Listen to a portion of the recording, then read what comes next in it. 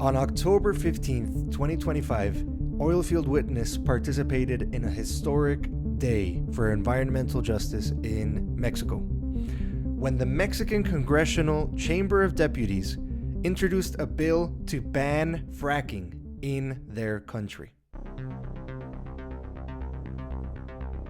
A month previous, in September, Oilfield Witness Director and Thermographer Sharon and Dr. Sandra Steingraber provided a tour of the Permian Basin to a Mexican delegation of activists and members of the Mexican Congress.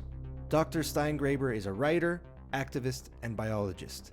She was instrumental in the successful campaign to ban fracking in the state of New York.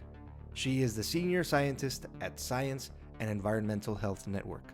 During this tour of the Permian Basin, we highlighted the environmental, health, and worker impacts of fracking.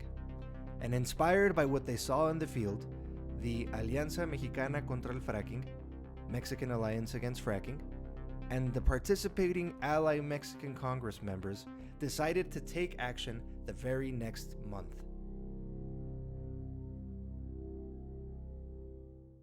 So on October 15th, 4 congressional deputies introduced legislation to ban fracking in Mexico, an unfulfilled campaign promise of the ruling left-wing party, Morena, for nearly a decade.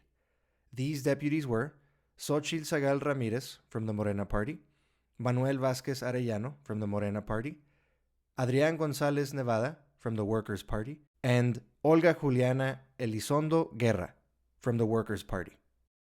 Mexico's state-owned oil company, Pemex, is interested in conducting exploratory fracking projects in the country's northeastern region. This October Day of Action consisted of 3 important events to educate the public about fracking. First, a photography exhibition in the halls of the Chamber of Deputies.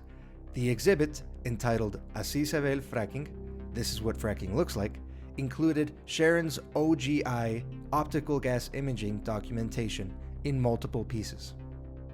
Second, the Mexican Alliance Against Fracking and allied deputies organized a forum for the Mexican public entitled Fracking in Mexico: Infrastructure, Impacts, and Resistance. Here, Sharon shared her personal experience suffering the impacts of fracking and her decades of fighting back.